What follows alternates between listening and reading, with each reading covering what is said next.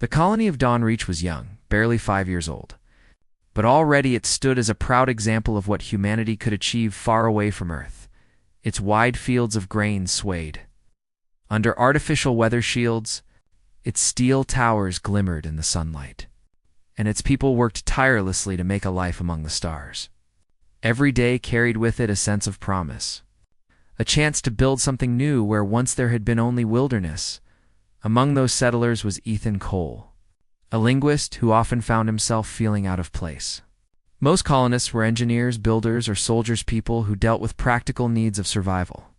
Ethan, with his books, recordings, and fascination for languages, seemed less essential. Many dismissed him as someone who had come along only because the colony's charter required cultural researchers. He knew it, and though he tried not to let it sting, there were days when the quiet ache of being overlooked gnawed at him. One late evening, as the colony's main communications hub monitored routine signals, something unusual occurred. The radio operators were used to static, coded transmissions from Earth, or the occasional ping of nearby survey drones. But this time, a strange pattern broke through a voice. It was distorted, weak, but unmistakably alive. The tone was unlike human speech, high-pitched, almost melodic, carrying an urgency that pierced through the static. The operators frowned, ran diagnostics, and assumed it was interference. "It's probably nothing," one of them muttered, shutting off the channel. But Ethan, who happened to be there cataloging archived recordings, froze in place. His ear caught something in those broken syllables. He asked them to replay the file, but the staff shrugged. No point. Just noise. Yet Ethan couldn't let it go. He requested a copy, arguing that it could be useful for his linguistic work. They laughed, but allowed it after all. Who cared what he did with meaningless sounds? That night, Ethan sat alone in his quarters with his portable translator unit. He listened to the recording again and again. At first, it was mostly static, but then he caught a repeated pattern. A word or something close to it coded through, "help." The other sounds around it seemed broken, but there was rhythm, as if the speaker was desperate. Repeating the message without pause, Ethan's heart quickened. This was no random signal. It was a distress call. The following morning, he went straight to the colony council. He explained his findings, replayed the recording, and pointed out the repeated structure. But the council members, pragmatic and cautious, shook their heads. "Even if it is a voice, we don't know who sent it. Could be a trap. Could be some old probe. We don't have the resources to chase ghosts," Ethan insisted, his words rushing with excitement. "This is someone alive. Someone asking for help. We can't just ignore it." But the governor, an older woman named Haran, leaned forward with a tired expression. "Mr. Cole, this colony has barely enough supplies for its own people. You're asking us to risk lives on a signal we can't even verify. I'm sorry, but the answer is no." The meeting ended. The others returned to their work, but Ethan couldn't move. The weight of silence pressed on him. He had heard that voice. It wasn't just sound, it carried emotion, pain, fear. Someone was out there, and no one cared. That night, he played the recording again. This time, he tried layering filters, cleaning the signal. Slowly, the fragments pieced together. Alongside the word "help," he detected another repeated sound. A name, perhaps, or an identifier. It reminded him faintly of Earth's Foxusa sharp Vulpine tone. He scribbled notes. "Vulpine girl?" His imagination sparked, but deep down, he believed it was more than fantasy. The more he listened, the more determined he became. If no one else would act, then he would. Ethan packed lightly. A ration kit, a field communicator, a small sidearm for protection, and his translator unit. At dawn, he quietly left the colony walls, telling the guards he was on a survey mission. They barely glanced at him. He was harmless in their eyes. He walked into the forests that stretched beyond Dawnreach, guided only by the coordinates triangulated from the signal. The wilderness was vast, filled with towering alien trees and strange glowing insects that buzzed in the shadows. The air was heavy with the scent of moss and wet earth. Ethan had never gone this far alone before. but the thought of the unknown voice pulled him forward. Hours turned into days. He mapped his route, marked trees with chalk, and followed the faint signal his equipment traced. Sometimes the signal grew weaker, sometimes stronger, as if the sender were fading. Each time it nearly vanished, Ethan felt panic rise. But then he heard it again, the soft cry, distorted but still pleading. On the third night, as he camped under a broad tree, he sat by his small fire and listened again. He whispered to the recording, as though the speaker could hear him. "Hold on, I'm coming. You're not alone." It was strange. Talking to someone he had never met, but the loneliness of the voice made him feel connected. Whoever she was, she had been waiting for someone to answer. And now, somehow, it fell to him. By the fifth day, he reached a ridge overlooking a valley. There, hidden among tangled vines and half-collapsed structures, he saw the remains of an old research station. Its metal frame gleamed faintly under the sun, but most of it was in ruin. His heart pounded. This matched the coordinates. The signal was coming from inside. Cautiously, Ethan descended. The station was quiet, too quiet, as though abandoned long ago. He pushed through broken doors, his footsteps echoing. Dust coated the walls and strange claw marks scarred the panels. Whatever happened here, it had not been peaceful at last. Deep in the central chamber, he found a flickering console still running on backup power. The signal was looping from there, automated. But next to the console, leaning weakly against the wall, was a figure. She was small, barely taller than his shoulder, with fur the color of amber and eyes that glowed faintly in the dim light. Her ears were long and pointed like a fox's, and her tail curled protectively around her. Her breathing was shallow, but her gaze fixed on him with shock and a flicker of hope. Ethan froze. This was no fantasy. She was real. Her lips parted and a broken sound escaped. It was the same voice from the signal. Her hand lifted slightly, trembling as if reaching out. Ethan's translator caught fragments of her words. "Help. Please. Not. Leave." In that moment, Ethan knew every risk, every warning, every doubt meant nothing. Here was a living being who had cried out across the stars, and he was the only one who came. He stepped forward, his voice steady. "I hear you. You're safe now. I won't leave you." Her eyes softened, tears glimmering as she whispered again in her melodic tone. Though he didn't understand every word, the meaning was clear. Relief. For the first time since the signal began, she was no longer alone. Ethan stood frozen for a moment, staring at the fragile creature before him. The Vulpine girl's amber fur was dirty, her clothes torn, and her breathing unsteady. Yet her eyes still held life. She had waited for someone, anyone, to answer her call, and now he was here. Slowly. Ethan moved closer, keeping his hands visible so she wouldn't be afraid. "It's okay," he said softly, though he knew she probably didn't understand all his words. "I'm not going to hurt you." Her ears flicked as if trying to catch the tone of his voice. She murmured something in her own tongue, broken and weak. Ethan's translator picked up fragments. "Alone. Many days. Help." Carefully, he knelt beside her. He pulled a water flask from his pack and offered it. At first, she hesitated, her eyes narrowing with suspicion. But her thirst won out, and she reached with trembling fingers. She drank quickly, spilling some down her chin. When she handed it back, she whispered a sound that seemed like thanks. Ethan gave her a reassuring nod. "You're welcome." He took out a ration bar, unwrapped it, and handed it to her. She sniffed it cautiously, then nibbled at the edge. The taste must have been strange, but she ate eagerly, as though she hadn't had food in days. As she ate, Ethan looked around the ruined research station. Broken consoles, shattered glass, and claw marks decorated the walls. Something violent had happened here. He frowned, wondering who or what had left such marks. His eyes lingered on the damaged doors and scattered equipment. Whatever this place once was, it had been abandoned long ago. When she finished eating, the girl spoke again, slowly, her voice cracked. The translator struggled, but a few words came through. "Name. Lyra." She placed a hand on her chest when she said it. "Lyra," Ethan repeated gently, pointing to her. Then he placed his own hand on his chest. "Ethan." Her ears flicked again. She tried to repeat it, though her accent bent the sound. "Ethan," smiled. Close enough. That small exchange built a bridge between them. Lyra's eyes softened. For the first time, he saw a glimmer of trust. The journey begins. Ethan knew they couldn't stay in the broken station. The weak energy running the signal beacon wouldn't last, and the ruins offered no safety.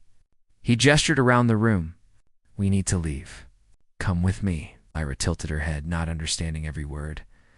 But when Ethan motioned toward the exit, and then to himself, she seemed to grasp the meaning. Slowly, she tried to stand. Her legs wobbled, and she nearly collapsed, but Ethan caught her. She looked at him with surprise, then gave a small nod of gratitude. He helped her walk out of the ruins, supporting her weight. Outside, the forest stretched endlessly, green and alive. Strange birds screeched from the canopy, and glowing insects danced in the shadows. Lyra's ears twitched constantly, alert to every sound. As they walked, Ethan tried to learn more. He asked simple questions, pointing to things around them. "Tree!" He tapped the bark. Lyra tilted her head, then said a word in her own language. Ethan repeated it clumsily, making her laugh softly for the first time. The sound was delicate, almost musical. They continued like that, exchanging words, pointing, learning, little by little. Though progress was slow, a bond grew stronger between them. Signs of the past by the second day of travel. Lyra's strength had improved. She could walk more steadily, though Ethan still stayed close in case she stumbled. As they moved deeper into the wilderness, they discovered signs of her people. The first was a ruined village. Wooden structures with curved roofs stood half-collapsed, overtaken by vines. Strange symbols were carved into stone pillars, their meanings lost to Ethan, though Lyra touched them with reverence. Her eyes grew wet as she whispered softly in her own language. "Your home?" Ethan asked gently. Lyra nodded, her tail drooping with sadness. She spoke slowly, and the translator gave fragments. "Long ago. Many lived, then gone. All gone." Ethan's chest tightened. He imagined what it must have been like, families forced to leave, homes abandoned, laughter replaced by silence. Lyra led him to one building still standing. Inside, dusty tools and faded cloth lay untouched. She knelt and picked up a small, carved figure of a fox-like creature. She held it close, her eyes shimmering. Then she placed it back with care, as if honoring the memory of those who had once lived there. Ethan stood quietly, not wishing to intrude on her grief. But inside, he felt a rising determination. Whatever had driven her people away, he couldn't let her be the last. Danger in the forest that night, they camped near a stream. Ethan built a small fire and shared more food. Lyra seemed stronger now, and she even caught fish with surprising skill, using a sharp stick she fashioned herself. She offered him one with a small smile. As they ate, Ethan noticed how her ears kept turning toward the dark forest. She was listening to something. When he asked, she whispered, "Hunters." The translator gave the word clearly this time. Ethan frowned. "Hunters. What kind?" Lyra's eyes grew hard. She made a clawing gesture with her hand, then drew a line across the ground. "Enemy." Fire crackled between them, but her meaning was clear. Someone or something had chased her people away. And it wasn't far. Later that night, Ethan woke to a distant howl echoing through the trees. It was low, guttural, nothing like the calls of ordinary animals. He gripped his sidearm, heart racing. Lyra was already awake, her eyes glowing faintly in the firelight. She whispered one word, "Krail." Ethan stored the name in his mind. He didn't know who the Krail were, but if they had driven Lyra's people into hiding, they must be dangerous. The promise by the third day they had traveled far from the ruined station. Ethan charted their path carefully, always moving toward the colony's direction. But the deeper they went, the more signs of destruction they found. Burned-out camps, shattered tools, clawed trees. Lyra grew quieter each time they passed another scar of violence. At one point, she stopped before a fallen tower made of stone. She placed her hand on it, whispering something Ethan couldn't fully understand. He caught only fragments. Family. Lost. Gone. Ethan stood beside her. "I'm sorry," he said softly. She looked at him with tired eyes, then asked in halting words, "You leave me too?" The question pierced him. He shook his head firmly.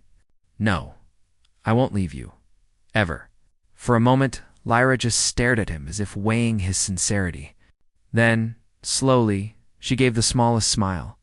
It wasn't much, but it was enough to show she believed him.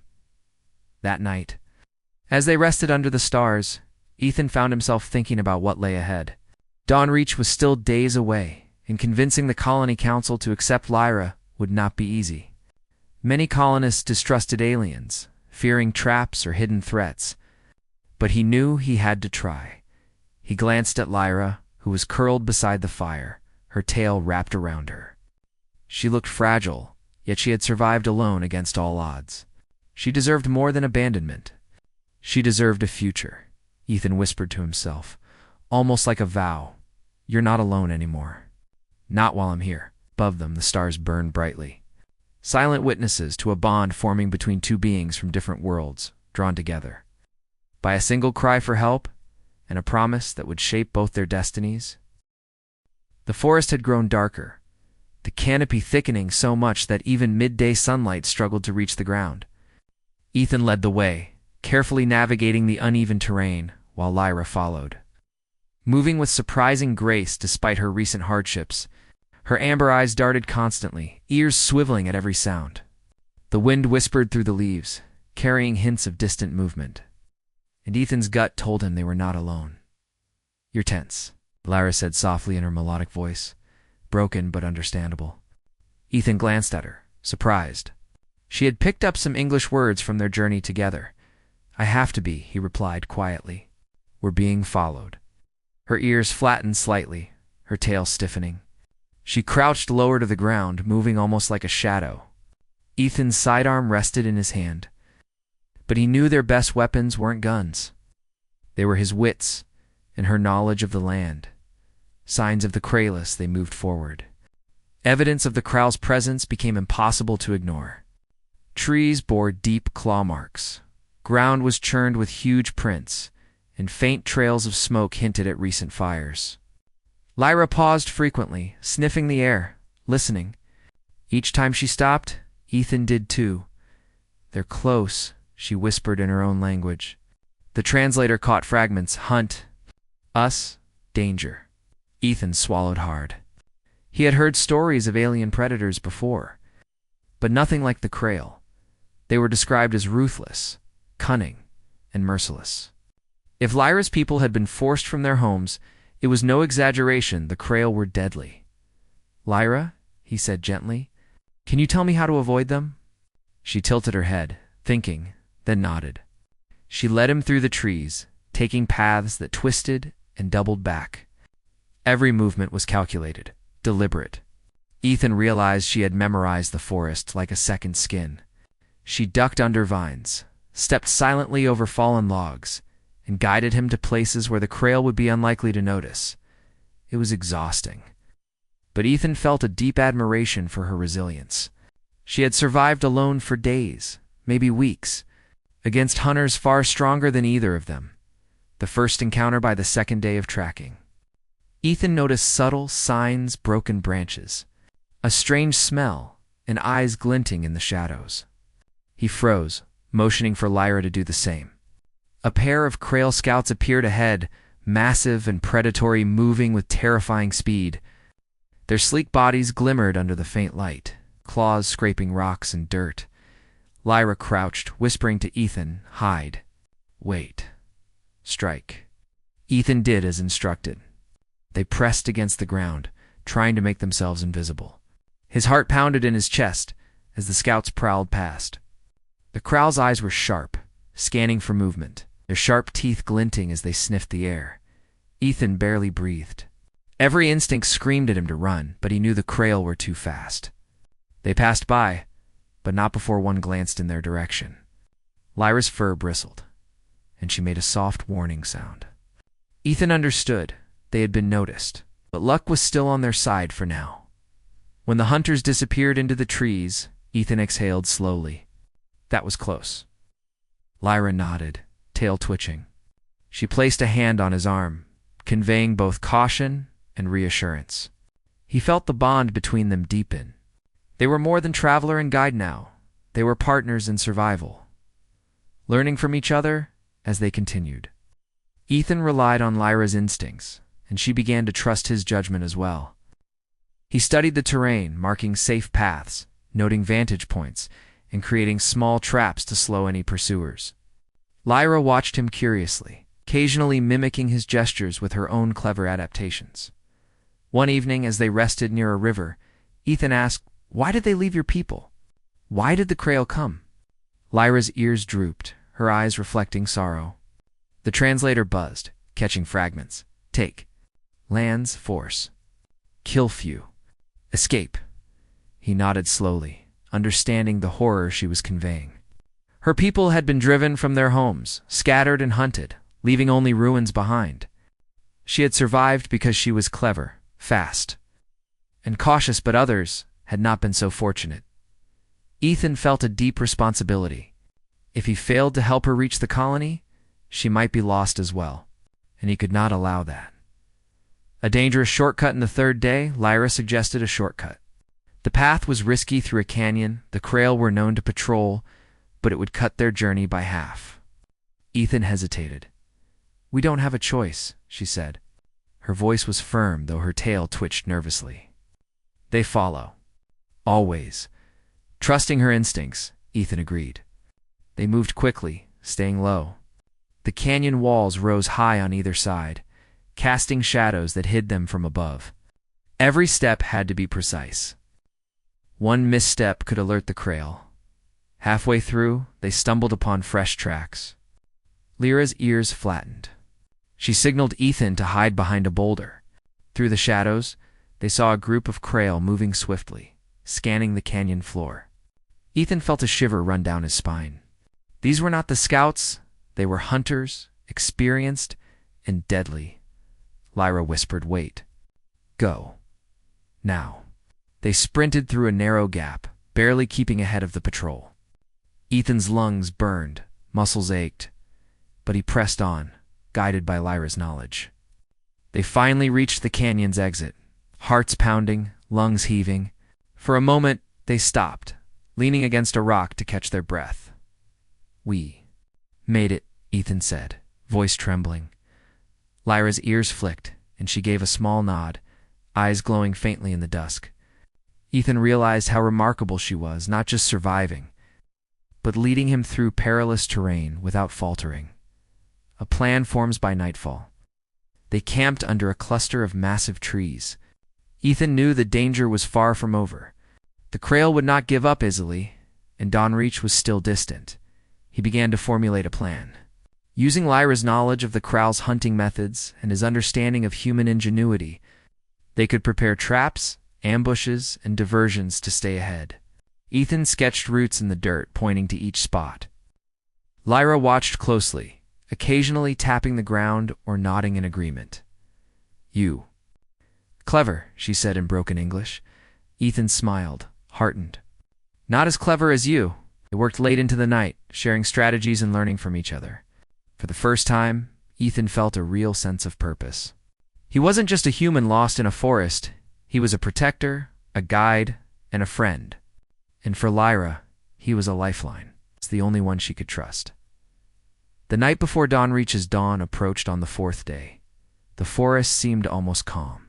The air was crisp, filled with the scent of wet earth and flowering plants. Ethan glanced at Lyra, who had curled against a tree, her tail wrapped tightly. Though exhausted, she seemed alert, her eyes scanning the horizon. "We'll reach the colony soon," Ethan whispered. "We just have to survive one more day." Lyra's ears twitched. She made a soft, affirmative sound. Though she had suffered so much, there was hope now, hope that they would make it. Hope that someone would finally listen to her story. Ethan knew the hardest part was still ahead. Reaching Dawnreach would not only require navigating the remaining wilderness, but also convincing humans to believe her. But for the first time, he felt confident. Together, they had survived Krail scouts, avoided ambushes, and outsmarted hunters. The bond between them had grown stronger with every step. Above them, the first rays of sunlight broke through the canopy. The forest was quiet, almost peaceful, but Ethan knew it was only a brief reprieve. The Krail were still out there, waiting. Yet he did not fear. He had Lyra beside him, and she had him. For the first time, he believed that even in the face of relentless danger, human courage, determination, and compassion could turn the tide. And when the colony of Dawnreach finally heard Lyra's story, he knew they would not be able to ignore her cry for help. Together, they would survive. Together, they would fight. And together, they would prove that humanity's greatest strength was not weapons, not power, but the choice to stand for what was right even when no one else would. The morning sunlight filtered through the alien forest, casting golden rays across the damp foliage. Ethan and Lyra moved cautiously, alert for any signs of the Krail. Every sound, the rustle of leaves, the distant caw of strange birds made them pause. Yet, in their hearts, hope had grown. The colony of Dawnreach lay just beyond the hills, and with it, safety. Lyra's amber eyes scanned the horizon constantly. Her fur gleamed faintly in the sun, and her ears twitched nervously. She had survived alone for so long, but now, with Ethan beside her, the fear was tempered by trust. Ethan glanced at her and smiled. "We're almost there. Just a little further." She tilted her head, trying to comprehend his words, then gave a small, tentative nod, the final approach as they neared the colony's perimeter. Ethan noticed the familiar structures rising above the tree-steel towers, glass observation domes, and the artificial fields that stretched toward the horizon. For humans, these were ordinary signs of settlement. For Lyra, they were an unknown territory, a strange and potentially dangerous world. Ethan slowed, careful to keep her calm. "Stay close," he whispered. The border guards spotted them first. Hovering vehicles and soldiers with scanning devices blocked the path. Ethan raised his hands in greeting. "Wait, we're coming in peace." The guards exchanged suspicious glances. One radioed the council. Soon more humans arrived, curious and wary. Ethan could feel their tension. They had never seen anything like Lyra before. Her ears twitched, tail curling around her legs, and eyes darting nervously. Ethan stepped forward. "Please, listen, she needs help. She's being hunted. There are Krail in the forest." The soldiers hesitated. The council was summoned. Soon, the governor herself, Heron, approached, arms crossed, skepticism in her eyes. Lyra speaks for a long moment. Ethan realized it wasn't enough to speak for her. The colony had to hear her directly. He stepped back and gestured toward Lyra. The girl trembled, but with a deep breath, she stood tall. Her voice, melodic yet trembling, filled the space. She spoke in her own tongue, and the translator buzzed to life. Fragments of her story reached the humans. "We were forced from our homes. Hunted. Killed. I am alone. Please help." A hush fell over the crowd. The truth in her words was undeniable. For the first time, the humans listened not just to the sound, but to the meaning behind it. Fear turned into shock, and shock turned into concern. Governor Heron stepped forward. "This is extraordinary," she said slowly. "You were saying your people were attacked?" Lyra nodded, her ears lowering in fear. She repeated the word Krail, and the translator confirmed it. Ethan added, "They are still in the forests. They're dangerous, and the colony is unprepared. But together, we can stop them." Planning the defense once the initial shock passed, the council and military began to organize. Ethan and Lyra worked side by side with engineers, soldiers, and scouts. Lyra showed them the forest trails, the ambush points, and the areas where the Krail were likely to appear. Ethan suggested simple, practical strategies humans could execute: traps, barricades, and clever diversions. The humans were skeptical at first, But as Lyra demonstrated her knowledge and Ethan explained the tactics in simple terms, they began to trust them. What the humans lacked in familiarity with the Krail, they made up for with coordination, discipline, and ingenuity. Ethan realized that this was the moment where humanity's true strength would shine, not in firepower alone, but in compassion, intelligence, and the willingness to act when it mattered most. The first confrontation that evening. The first Krail scouts approached the colony perimeter. They were large, predatory, and swift, but the humans had prepared. Nets dropped, tripwires triggered alarms, and strategically placed lights disoriented the hunters. Lyra's ears twitched, tail raised in anticipation. Ethan stood beside her, heart racing. He saw the scouts hesitate, then retreat, frustrated by the humans' ingenuity. The sight was exhilarating. Ordinary humans, farmers, and engineers working together with Lyra and Ethan had forced a powerful alien species to retreat. For the first time, Ethan felt the weight of the phrase he had whispered to her under the stars. Humanity's greatest strength was not weapons, but courage and compassion. Rallying the colony by the next morning, the council called a full assembly. Ethan and Lyra stood before the colonists, sharing their experiences and plans. For the first time, humans truly understood the stakes. They saw that ignoring a cry for help could have cost a life for many lives. Ethan spoke clearly. We can defend ourselves. We can protect the colony. But more importantly, we can protect those who have no one else to stand for them. Lyra stepped forward, repeating the words in her own melodic voice. Humans leaned closer, listening intently. For once, the Vulpine girl was not a curiosity or a threat. She was a voice of reason, symbol of survival, and a call to action.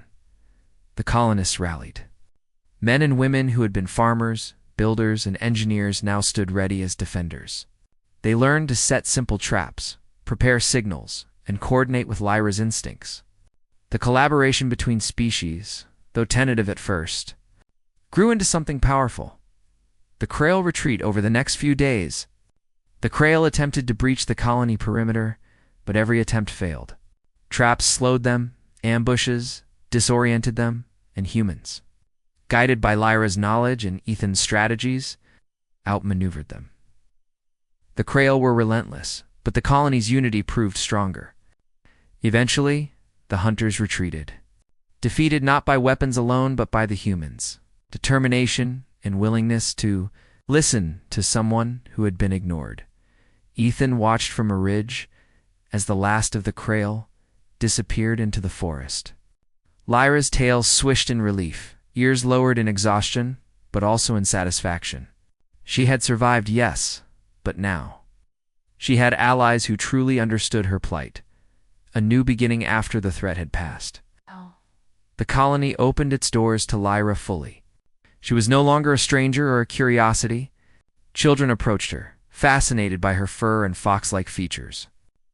Adults welcomed her, guided by Ethan's quiet words and the evidence of her bravery. Ethan felt a quiet pride. He had answered the cry for help, and in doing so, had shown that humans could rise above fear and prejudice. Compassion had made the difference. Lyra and Ethan walked through the colony together. She explored the new world around her, curious and cautious, but also beginning to relax. For the first time in days, she was safe. For the first time, she belonged.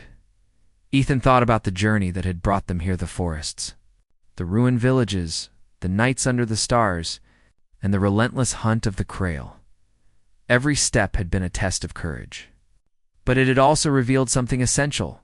Humans, when they chose to listen and act, could be more than survivors. They could be heroes. The power of listening that night. As the stars stretched across the alien sky, Ethan and Lyra stood at the edge of the colony. Below them, lights twinkled, fires glimmered, and the hum of life reached their ears. Lyra leaned slightly on Ethan, her trust complete. Safe, she whispered. Yes, Ethan replied. You are. And we'll make sure it stays that way. For the first time, Ethan understood something profound. The humans who had ignored the cry in the first place could have changed nothing. But the human who chose to listen had made everything possible. A single act of courage, a single act of attention, had saved a life, and perhaps an entire species. Above them, the stars shone, silent witnesses to the bond formed between two beings from different worlds. One cry had been answered, and that answer had reshaped destiny. Ethan smiled at Lyra. "You're not alone anymore.